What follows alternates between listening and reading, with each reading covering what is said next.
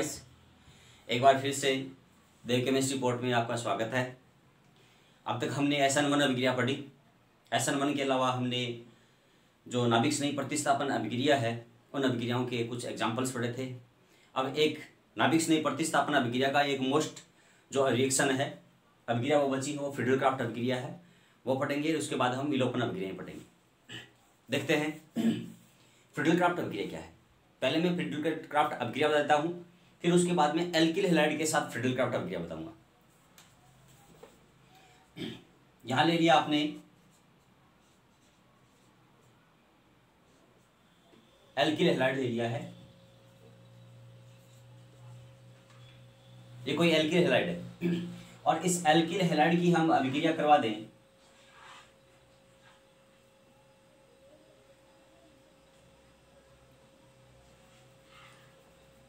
Benzene के साथ।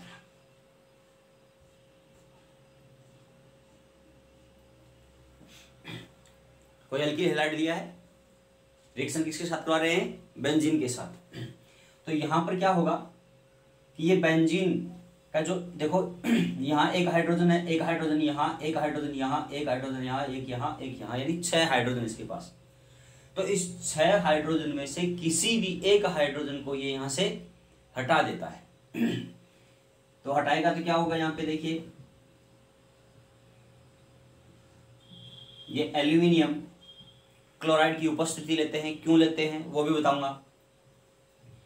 तो यहां पर देखो ये बेंजीन ले लिया और बेंजीन के आप किसी भी ये जो 6 कार्बन है उस किसी भी कार्बन पे आप जोड़ सकते हो, वो एक नंबर कार्बन ही माना जाएगा। तो मैंने इसको यहां जोड़ दिया CH2 और R। या केवल आप इसकी जगह केवल अकेला R ले सकते हो। यदि अकेला R लेते हो तो यहां पर क्या जुड़ जाएगा? R जुड़ जाएगा। R का मतलब ये एल्किल समूह ही होता है। अब इस रिएक्शन को आप कंप्लीट देखना चाहते हो तो ये देखिए एग्जांपल विद एग्जांपल देखें। तो आपने ये लिया एथिल क्लोराइड, तो यहां पर क्या बन गया? ये एथिल क्लोराइड ले लेते हैं तो ये बन गया। और प्लस में देखो एक हाइड्रोजन यहां से हटा, एक क्लोरीन यहां से हटा, तो क्या बन गया? HCl। आप चाहें तो HCl को यहां लिख सकते हैं और आप चाहें तो HCl को यहां लिख सकते हैं माइनस के रूप में। यदि यहां माइनस के रूप में लिख देते हैं तो यहां नहीं लिखेंगे, और यदि यहां लिख देते हैं प्लस के रूप में तो यहां माइनस के रूप में नहीं लिखेंगे। दोनों में से आपको एक ही लिखना है, ठीक है? तो आप यहां लिख दो चाहे या यहां लिख दो चाहे, दोनों में से एक जगह लिखना है। दूसरी अभिक्रिया, फिर मैं वापस बेंजीन ले लेता हूं और अब मैंने CH3 C double bond O और Cl, इसका नाम है एसिटिल क्लोराइड। एसिटिल क्लोराइड, ठीक है?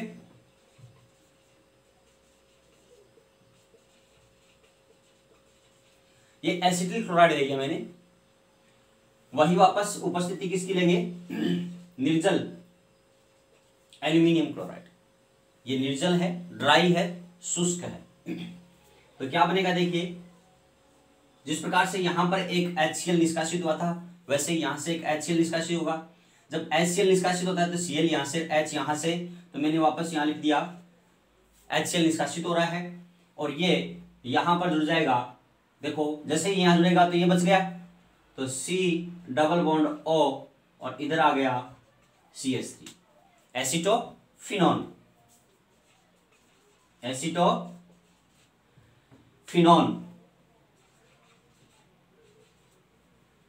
फिनॉन का मतलब कीटोन, ठीक है?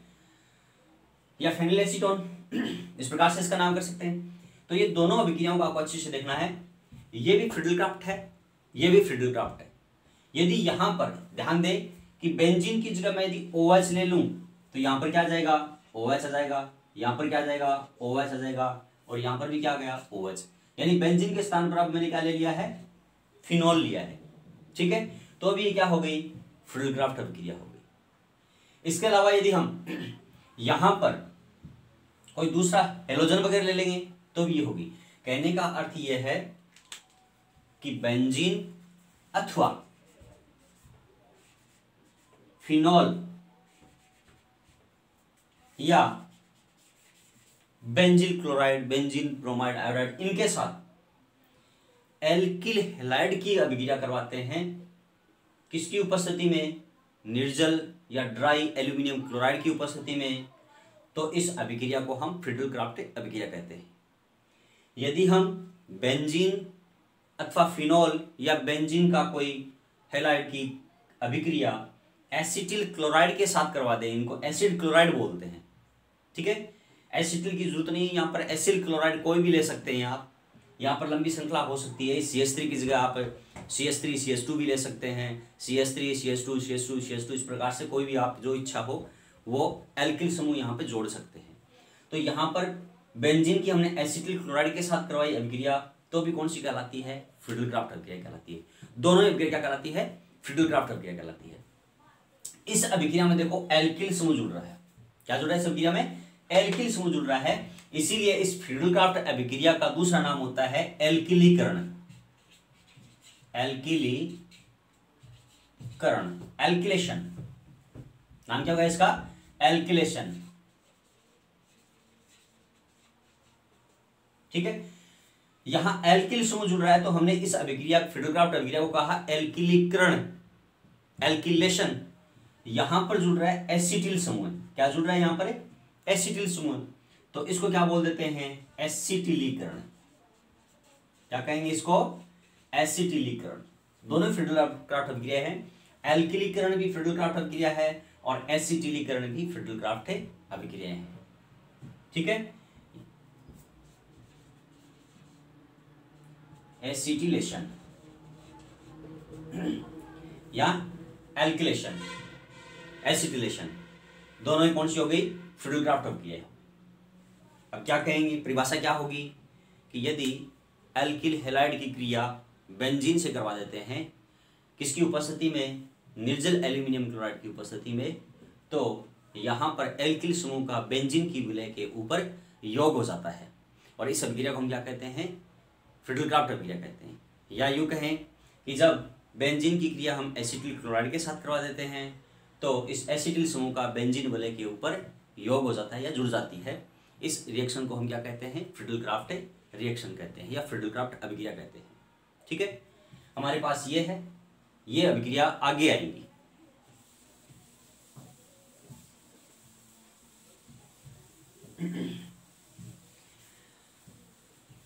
अब इस अभिक्रिया की हम क्रियाविधि देखें कि क्रियाविधि किस प्रकार से होगी, तो मैकेनिज्म देखें।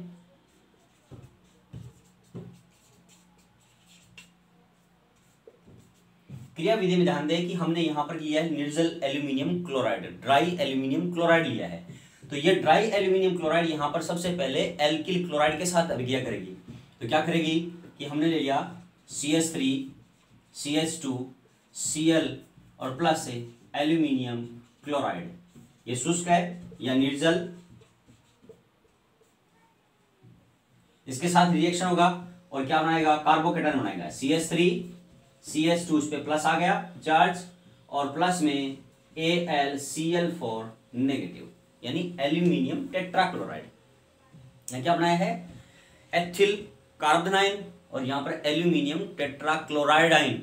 यहां पर देखो 4 कार्बन क्लोरीन है और एक ऊपर आयन है, तो टेट्राक्लोराइड आयन, और यहां पर बना लिया है कार्बन आयन। कार्बन आयन का नाम क्या है, एथिले कार्बन आयन।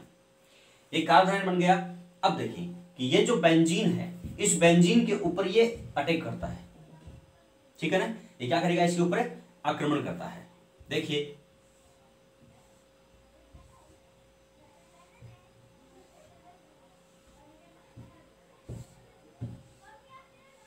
ये बेंजीन है, ठीक है। एक मिनट पूरा ले लेता हूं मैं, क्योंकि यहां पर हम इसकी अनुनादी संरचना लिखेंगे, रेजोनेंस लिखेंगे, इसका थोड़ा सा जगह जाएगी, मैंने यहां लिख दिया इसको।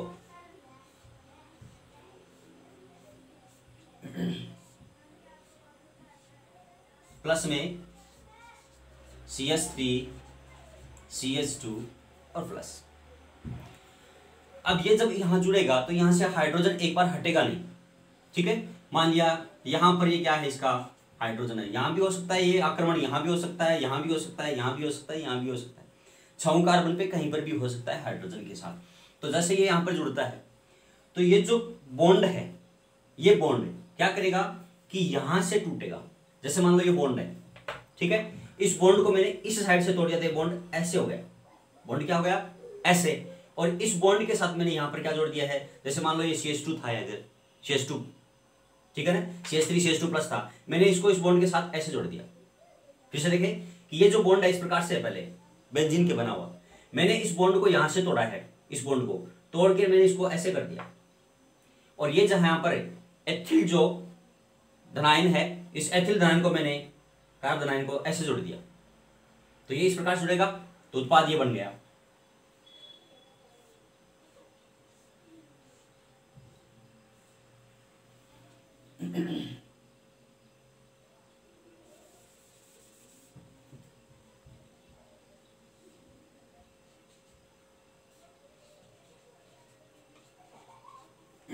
अब देखिए फिर से, जब ये यहां से बॉन्ड टूटा है तो साथ में इलेक्ट्रॉन लेके गया है, तो यहां से इलेक्ट्रॉन चला गया, तो यहां पर क्या बच गया धनायन, तो यहां पर क्या हो जाएगा धनायन हो गया।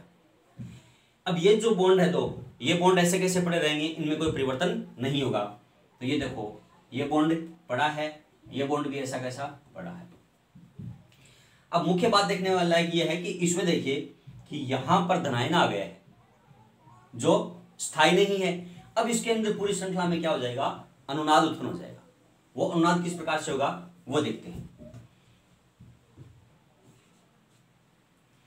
कि ये जो इलेक्ट्रॉन है बॉन्ड के यहां आबंध है, फिर से समझिए, इस आबंध को क्या करेंगे, इस प्रकार से ये बॉन्ड है, ठीक है।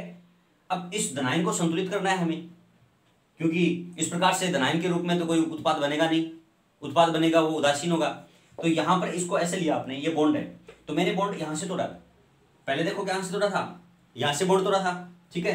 अब मैं बॉन्ड इस आगे वाले कार्बन से तोड़ता हूं, और इस आगे वाले कार्बन को तोड़कर मैंने इसको ऐसे कर दिया, ठीक है ना, ये ऐसे था, इसको मैंने कैसे कर दिया, ऐसे कर दिया। एक मिनट,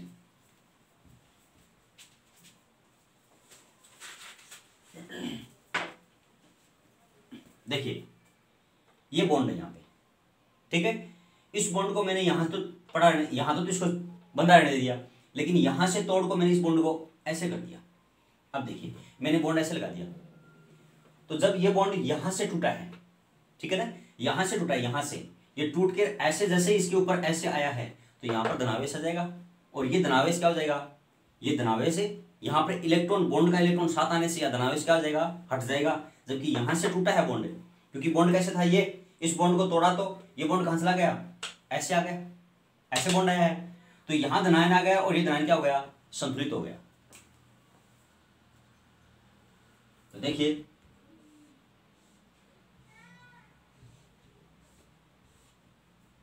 जैसे बॉन्ड यहां आया, तो यहां क्या गया, बॉन्ड आ गया, ऊपर क्या है इनके, एक हाइड्रोजन इधर है, इधर क्या है CH2 और एक CH3, ठीक है। ये बॉन्ड टूट के यहां आ गया, ये डबल बॉन्ड आ गया यहाँ पे, यहां से टूट के जाने के कारण। अब यहां क्या रह जाएगा, धनावेश, क्योंकि यहां से बॉन्ड टूट के चला गया है, ठीक है, और ये बॉन्ड टूट के चला गया है, इसलिए इसको हम कैसे दिखाते हैं, इसको ऐसे दिखाते हैं एरो के रूप में, ठीक है ना। ये मैंने तीर से दिखाया है कि ये बॉन्ड टूट के कहां गया है, इन दोनों कार्बन के बीच में आ गया है, ठीक है। ये बॉन्ड अभी तक पड़ा है, इसमें कोई परिवर्तन होगा नहीं, मैंने ऐसा कैसा लिख दिया। अब सेम वही पोजीशन आती है कि ये बॉन्ड पड़ा हुआ है, देखो अब ये बॉन्ड तो वापस टूटेगा नहीं, यदि टूटता तो बनता क्यों, ठीक है ना। तो ये क्या होगा, इस प्रकार से एंटी क्लॉकवाइज चल रहा है, तो ये बॉन्ड बन गया। अब ये क्या होगा, ये वाला जो बॉन्ड है ऐसे, ये बॉन्ड टूटेगा यहां से, और टूटकर कहां जाएगा, इन दोनों के बीच में ऐसे जाएगा। फिर से देखें, ये बॉन्ड इस प्रकार से है, ये बॉन्ड यहां से टूटेगा, ऊपर से टूटेगा, यहां से बॉन्ड टूटा, और ये टूट के और इन दोनों के बीच में ऐसे आ गया। जैसे ही इन दोनों के बीच में ये बॉन्ड टूट के यहाँ आएगा, तो यहाँ का धनावेश हट जाएगा, और कहाँ जाएगा धनावेश, यहाँ, क्योंकि यहाँ से इलेक्ट्रॉन गया है बॉन्ड टूटने से। तो ये मैंने इसको इस प्रकार से ऐसे दिखा दिया, ठीक है। ऐसे दिखाएंगे तो अगली संरचना किस प्रकार से होगी, वो देखिए ऐसे बनेगी। ये बॉन्ड पड़ा हुआ पहले से, ये बॉन्ड यहाँ गया है, तो ये बॉन्ड जैसे यहाँ आएगा, तो यहाँ पर क्या जाएगा, धनावेश आ गया। ऊपर क्या बचा हुआ है, इधर हाइड्रोजन है, इधर क्या है CH3 और सॉरी CH2 CH3, ठीक है। इन सभी को हम एक ब्रैकेट में लिखते हैं। संख्या कितनी होगी? ये 3 हो गई। इन सभी को हम क्या लिखते हैं कि ब्रैकेट में। ब्रैकेट में इसलिए लिखते हैं क्योंकि क्या है, ये बहुत जल्दी होती है, ये सारे अस्थायी होते हैं। और क्या कहते हैं इसको? अनुनादी अवस्था कहते हैं। क्या कहेंगे इसको? अनुनादी अवस्था कहते हैं, ठीक है। फिर इन तीनों को हम अलग तरीके से लिख सकते हैं। कैसे? कि देखिए, एक बार धनावेश यहां है, एक बार धनावेश यहां आया, अगले में उससे अगले में धनावेश यहां चला गया। फिर से देखिए, पहले में धनावेश यहां है, दूसरे में धनावेश यहां गया और तीसरे में धनावेश यहां चला गया। अर्थात धनावेश क्या कर रहा है? मूव कर रहा है। तो इसको हम इस प्रकार से लिख सकते हैं। उसको उस जगह को यहां जगह में न लिख के मैं यहां लिख रहा हूं, ठीक है। या यहां लिख देता हूं, मैं ये लिख देता हूं कि इसको ऐसे लिख सकते हैं।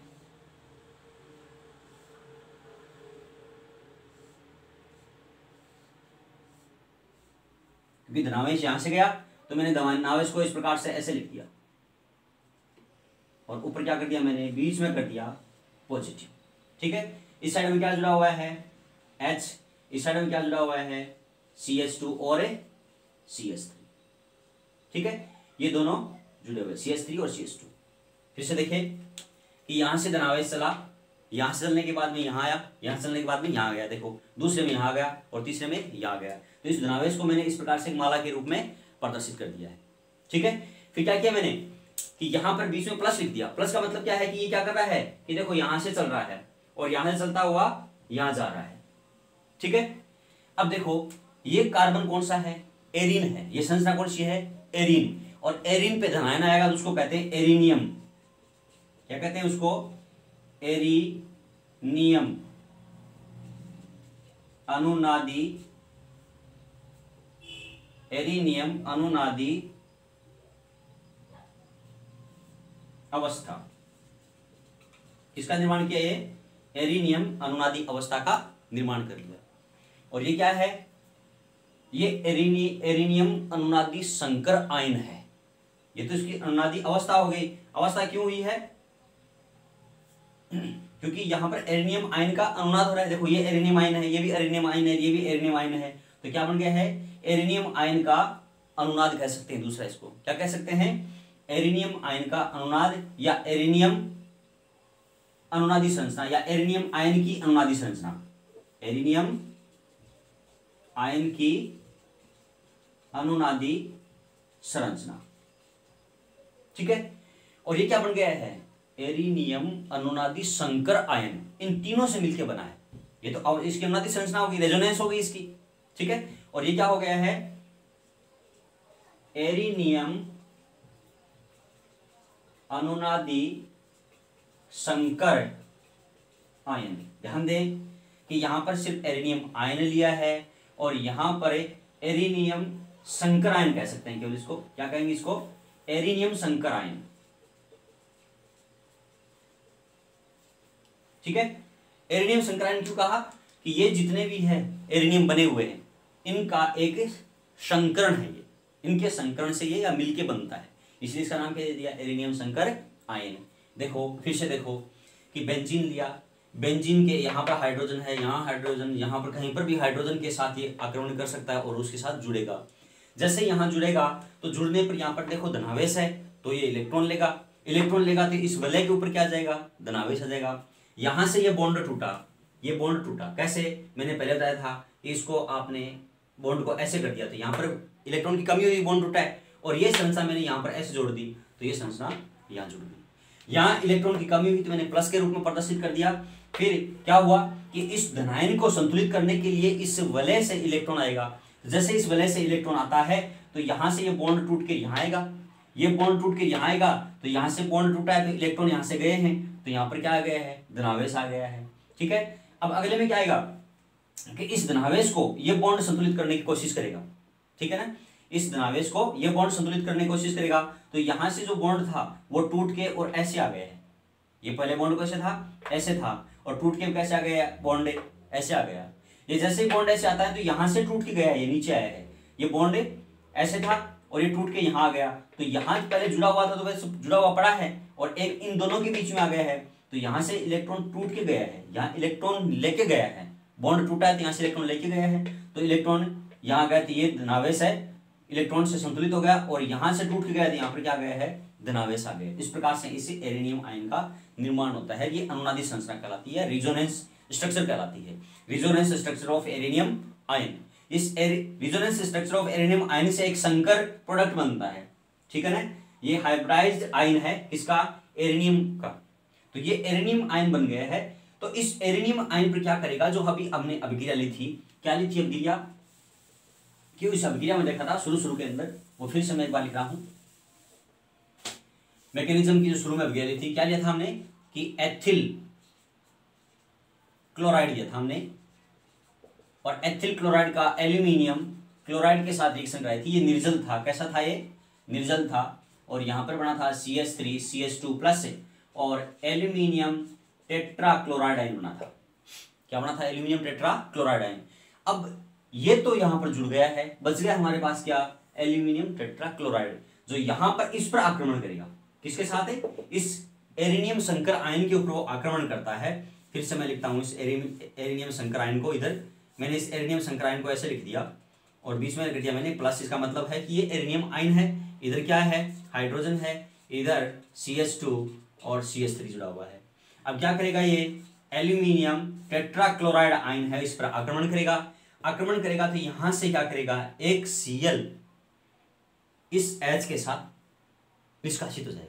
यहां से जो H था, ये H क्या करेगा, इस बॉन्ड के, क्या करेगा, इस बॉन्ड के इलेक्ट्रॉन इसे दे जाता है, ठीक है ना। और जैसे ही, क्योंकि यहां पर देखो धनावेश आया हुआ है, और जैसे ही ये इलेक्ट्रॉन इसको देगा, तो ये जो बॉन्ड है, देख लें कि मैंने ये इस प्रकार से हाइड्रोजन जोड़ रखा है, और यहां से हाइड्रोजन अकेला गया है, इलेक्ट्रॉन दे के गया है, खुद नहीं लेके गया है, तो जो इलेक्ट्रॉन देगा वो इलेक्ट्रॉन क्या करेंगे, यहां पर एक बॉन्ड बना लेंगे, ठीक है ना, इस प्रकार से बॉन्ड बना लेंगे। तो यहां पर क्या आ जाएगा, डबल बॉन्ड आ जाएगा। क्यों, क्योंकि ये हाइड्रोजन क्या करता है कि यहां से इलेक्ट्रॉन दे के जाता है, जैसे ये इलेक्ट्रॉन देगा हाइड्रोजन कहां पर है, यहां, तो ये कार्बन इलेक्ट्रॉन ग्रहण करेगा, ये कार्बन क्या करेगा, इस निकटवर्ती इस धनायन को वाले कार्बन को देता है। जैसे इस धनायन वाले कार्बन को देता है, तो इन दोनों के बीच में क्या आ जाएगा, डबल बॉन्ड आ जाएगा, और इस एक Cl के साथ यहां से एक H निष्कासित हो जाता है, और इस प्रकार से बनता है माइनस HCl, और मैं इसको लिख देता हूं ऐसे,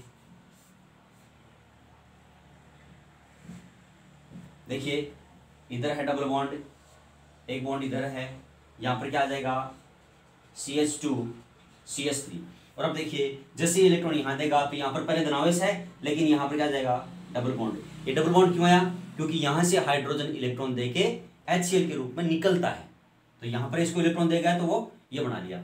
अब दोनों के अंदर देखिए कि यहां पर इस पहले बेंजीन में देखिए कि यहां पर बेंजीन में जो बॉन्ड है वो एंटी क्लॉकवाइज शुरू हो रहे हैं ना, देखो यहां फिर यहां फिर यहां, लेकिन इसमें जो प्रोडक्ट में है वो बॉन्ड क्या है, क्लॉकवाइज हो रहे हैं, घड़ी की दिशा में शुरू हो रहे हैं, ये इस दिशा के अंदर आ गया, ठीक है। तो इस प्रकार से ये फ्रीडल-क्राफ्ट अभिक्रिया की क्रिया विधि है, जो एग्जाम की दृष्टि से भी इंपॉर्टेंट है, तो इसको आपको ध्यान में रखना है।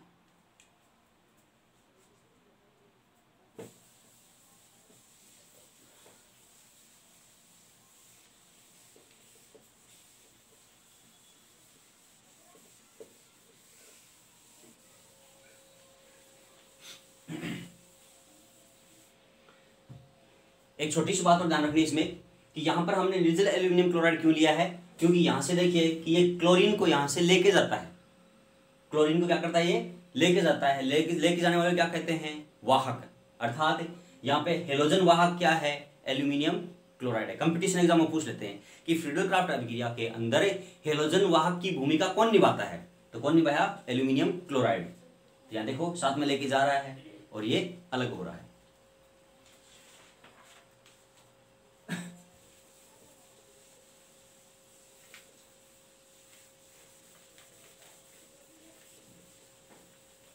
अगली अभिक्रिया है विलोपन अभिक्रिया।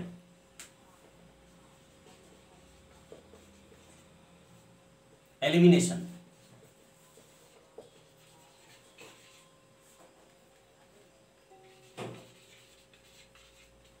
अगली रिएक्शन कौन सी है, विलोपन अभिक्रिया या एलिमिनेशन रिएक्शन। विलोपन का अर्थ क्या होता है? हटना। एक ही बात ध्यान रखनी है, क्या रखना है?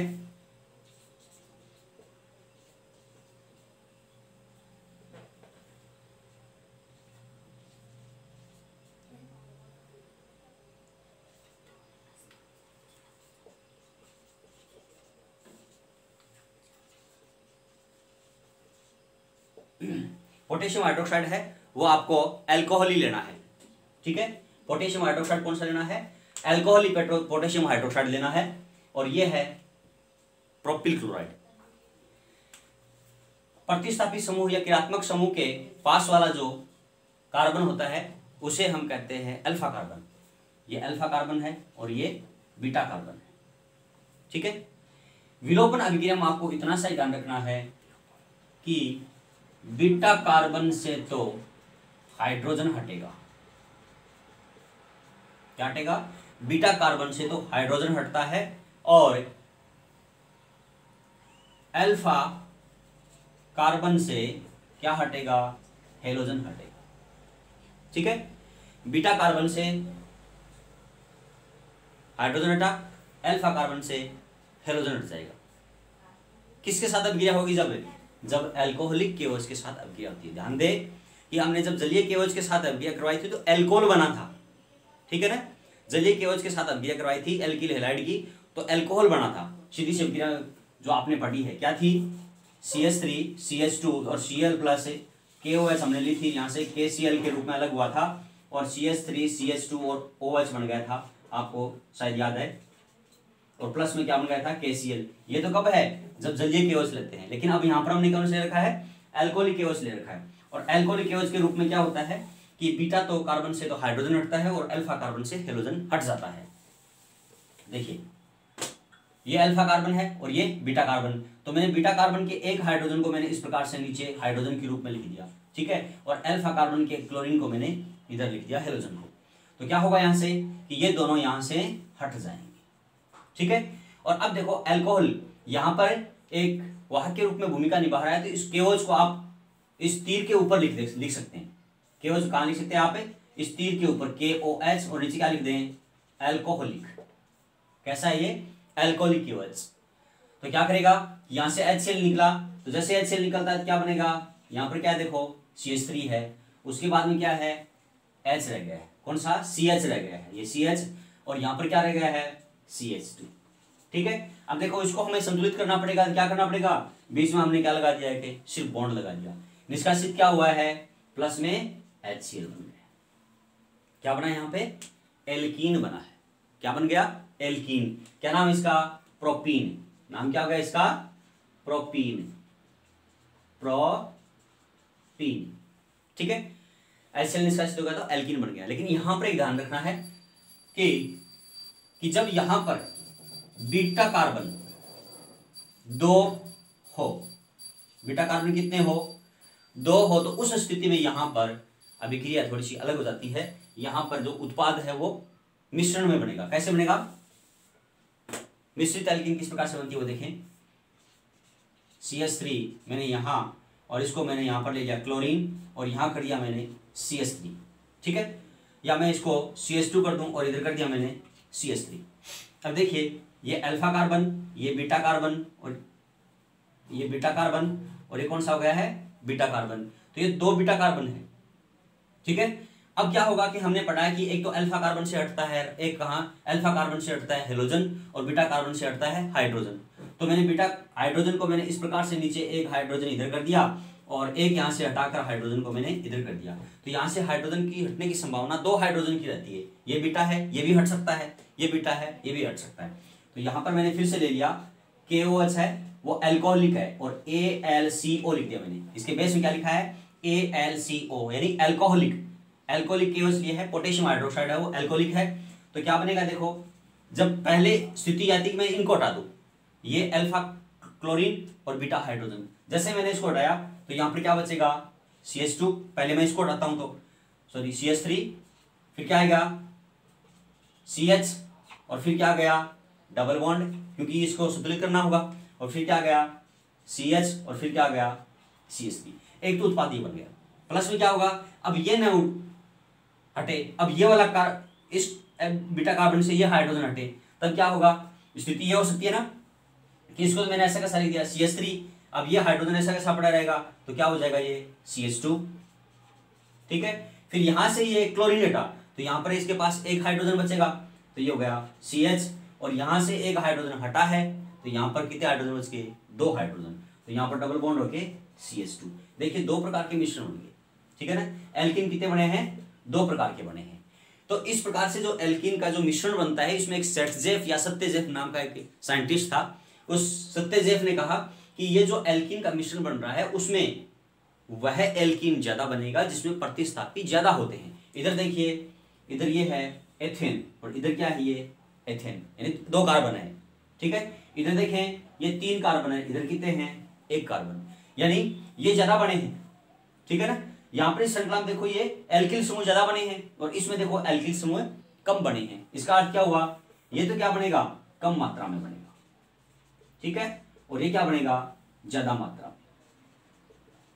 फिर से सुने कि सेटजेफ नियम के अनुसार यदि एल्कीन का मिश्रण प्राप्त होता है तो उसमें वह एल्कीन ज्यादा मात्रा में प्राप्त होता है जिसमें एल्किल समूह जुड़ा हुआ ज्यादा हो।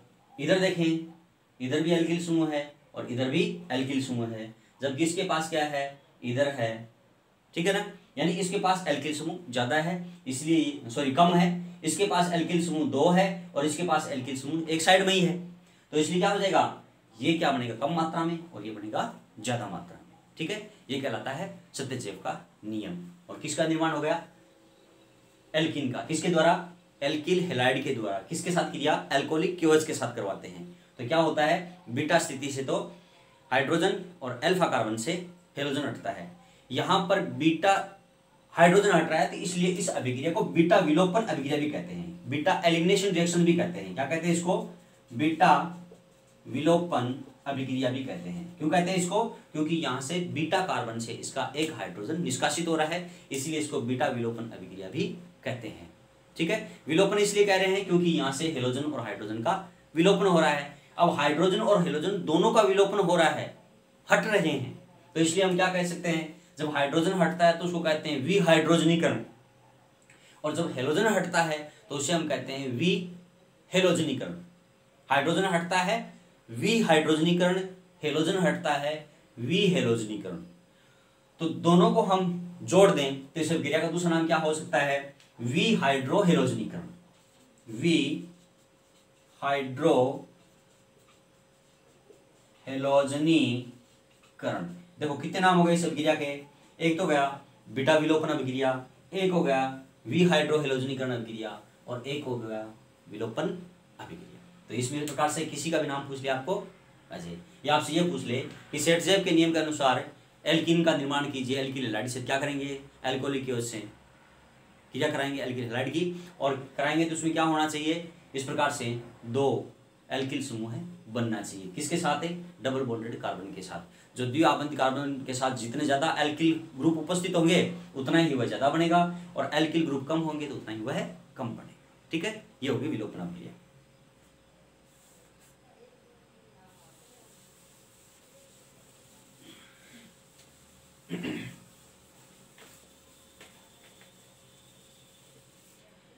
अगली है धातुओं के साथ।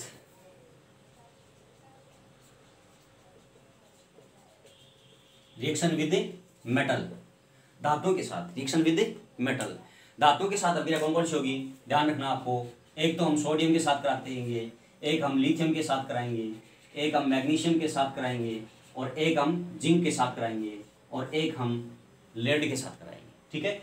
ये अभिक्रियाएं हैं, सारी समान ही है। उपस्थिति किसकी लेंगे, उपस्थिति लेते हैं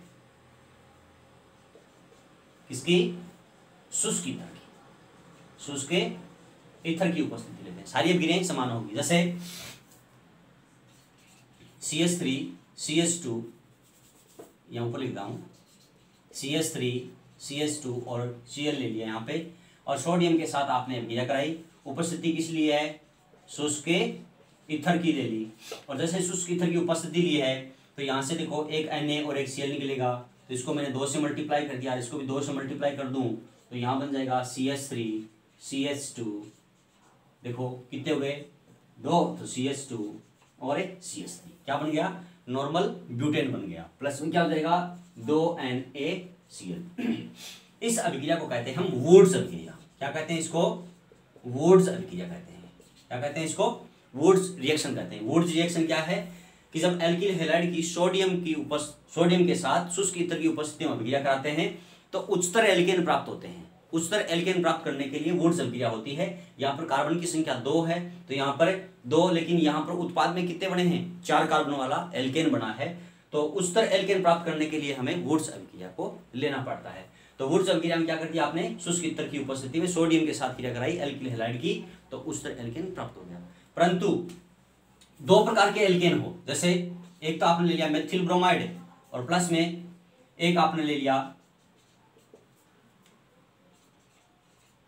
एथिल ब्रोमाइड। अब देखो ये एल्किल समूह अलग है, ये एल्किल समूह है अलग है, तो यहां पर क्या हो जाएगा, तो ये एथिल ब्रोमाइड यहां से एक ही हो गया, इसको मैं उल्टा लिख देता हूं, BrCH2CH3।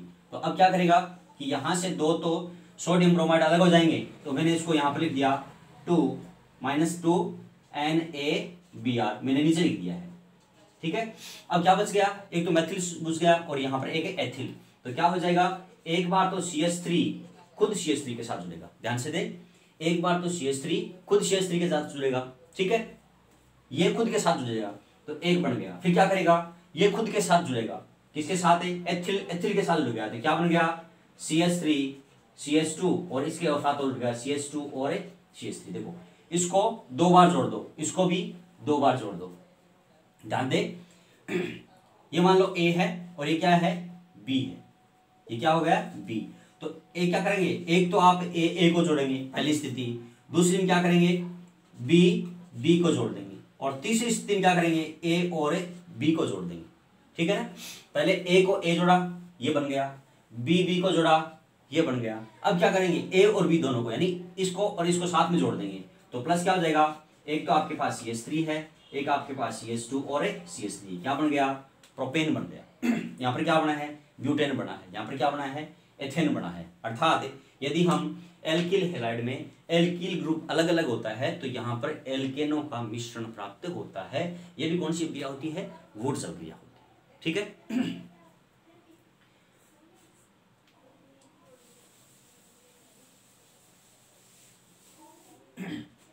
अगला देखते हैं हमें लिथियम के साथ, तो वही CH3 CH2 Cl plus lithium, ठीक है।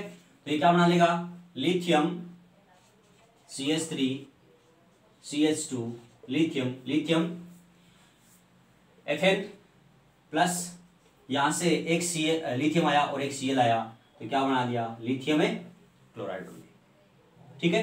दूसरा उपस्थिति वही लेंगे शुष्क स्तर की, मैं बार बार नहीं लिख रहा हूं इस रिएक्शन के अंदर, उपस्थिति मैंने पहले दर्शा रखी है, ठीक है। तो मैंने सीधा यहाँ पर ईथर लिख दिया, शुष्क ईथर लिख दिया। फिर आपने लिया CH3 CH2 और Cl, और अब अभिक्रिया करा दिया आपने जिंक के साथ, ठीक है। जिंक के साथ करा दी तो क्या होगा, वही यहाँ पर ईथर लेना है, और जिंक के साथ अभिक्रिया कराने पर वही होगा CH3 CH2, यहाँ पर 2 कर दिया और यहाँ क्या कर दिया, Zn, ठीक है। और साथ में क्या हो जाएगा, जिंक क्लोराइड बन जाएगा, प्लस में ZnCl2, ठीक है। ये देखो 2 एथिल समूह है, यहाँ 2 एथिल समूह है, और यहाँ पर आएगा Zn। यहाँ पर 2 क्यों लिखा है, क्योंकि जो जिंक की जो संयोजकता होती है वो 2 होती है, इसलिए एथिल समूह यहाँ पर 2 होते हैं। और क्या बन गया यहाँ, डाई एथिल जिंक, जिसको फ्रैंकलैंड अभिकर्मक कहते हैं।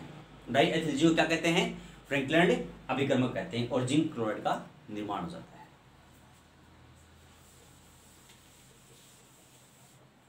अगर आते हैं मैग्नीज के साथ, Mg के साथ, ठीक है। यहाँ ले लिया मैंने CH3 Cl प्लस है Mg, और वही वापस से शुष्क ईथर ले लिया आपने, और जैसे शुष्क ईथर लेते हैं तो बन जाएगा आपके पास CH3 Mg और Cl। क्या बन गया यहाँ पर, CH3 Mg Cl।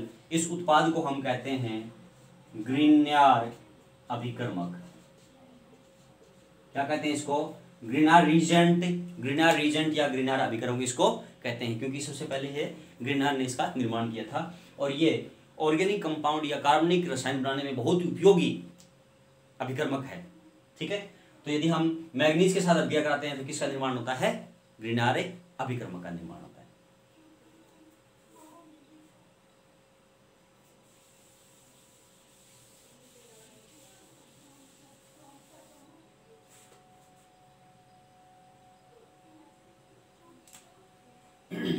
बच गया लेड वाला।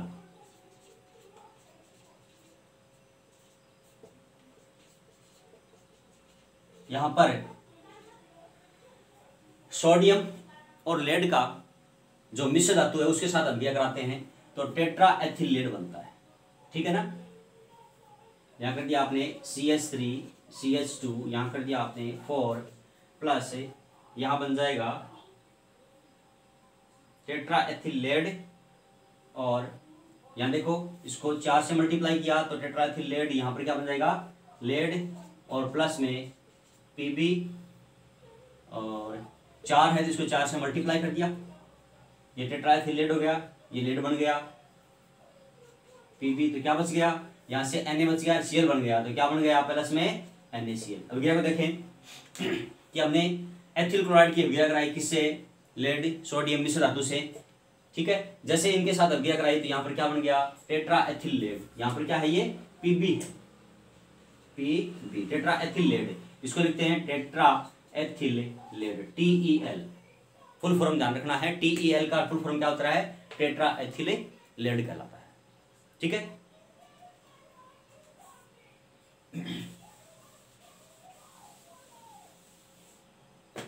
फिर से देखिए आज हमने कौन कौन सी पढ़ी हुई है। एक तो पढ़ी है हमने फिडलक्राफ्ट अभिक्रिया और धातुओं के साथ। धातुओं के साथ हमने किस किस के साथ पढ़ ली? ध्यान रखना है सिर्फ सोडियम के साथ। सोडियम के साथ वुड्स अभिक्रिया देती है, क्या देते हैं? इसके साथ उच्चतर एल्केन का निर्माण होता है। इसके अलावा आपको ध्यान रखना है जो यहाँ पर TeL बना था, ठीक है, टेट्रा एथिल लेड वाली रिएक्शन को आपको याद रखना है। इसके अलावा आपको ग्रीनार अभिकर्मक का ध्यान रखना है कि जैसे ही हम शुष्क ईंधन की उपस्थिति में मैग्नीशियम के साथ अभिक्रिया करवाते हैं तो मैग्नीशियम के साथ क्या करेगा? एल्किल मैग्नीशियम क्लोराइड का निर्माण करता है, तो वो क्या होगा? ग्रीनार अभिकर्मक है। क्लोराइड लेते हैं तो क्लोराइड का निर्माण होगा, ब्रोमाइड लेते हैं तो ब्रोमाइड का निर्माण होगा, और आयोडीन लेते हैं तो आयोडाइड का निर्माण होगा, अर्थात ग्रीनार अभिकर्मक का निर्माण होता है। इन अभिक्रियाओं को याद रखना है। अगला है हम पढ़ेंगे नेक्स्ट वीडियो के अंदर। थैंक्स। और हाँ, मेरे चैनल को सब्सक्राइब करना न भूलें। धन्यवाद।